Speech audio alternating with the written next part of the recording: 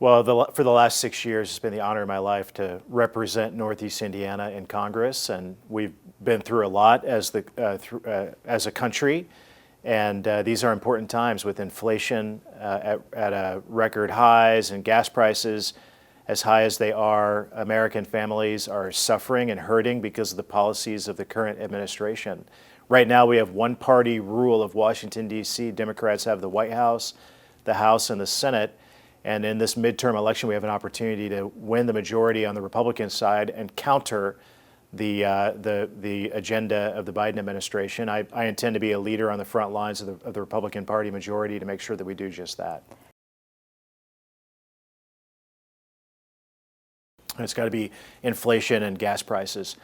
We saw inflation go from around 2% when Joe Biden became president to over 8% today. It's the equivalent of families losing 1 month of their salary for the year. So that has a devastating effect on working families all over Northeast Indiana. And gas prices are a big part of that too, energy cost, because on the first day Joe Biden became president, he stopped construction of the Keystone Pipeline. He stopped a number of oil and drilling permits, and they instituted the Green New Deal type climate change policies that sent gas prices through the roof. So the combination of inflation and energy cost has caused a devastating effect on working families, and it's the top issue that when Republicans get the majority, we have to address it. We have to find a way to bring down inflation, bring down gas prices, and make life easier for working people. Yeah, well, for the last 6 years, I've built up a record in Washington and some seniority as well. So to go back for another term in the majority, Republicans are going to win the majority in the House. So to be a leader in the majority party in the House of Representatives will give me a front row seat to doing good and important things for Northeast Indiana, and that's what I'm looking forward to doing. Yeah, I think the fentanyl crisis in America and in Northeast Indiana, everywhere around this country, is something that we have to address. Right now, 300 Americans are dying a day to a fentanyl poisoning, and I've traveled to every community in this district in the last year, and it's worse than ever before. Because the border is wide open, the flow of drugs that are coming over the border. Fentanyl is produced and manufactured in China and is sent to the southern border where the Mexican drug cartels are pushing it over the border. When I go visit the Border Patrol agents at the border, they tell me that when Donald Trump was president, the border was secure. They were able to stop more of it. Today, because of the Biden policies, the border's wide open and the cartels are pushing more drugs than ever before. So we have to declare war on the Mexican drug cartels. We have to stop the flow of drugs that are coming into communities like communities in Northeast Indiana. And then on the front end of it, we have to support the addiction recovery programs that we have across this region too, who are filled. They can't take on more people because their facilities are filled with people who are suffering and trying to overcome the addiction issues that come with the flow of drugs into our communities. So that's a big issue that these days we're focused on. And when Republicans get the majority back, that has to be one of our top priorities.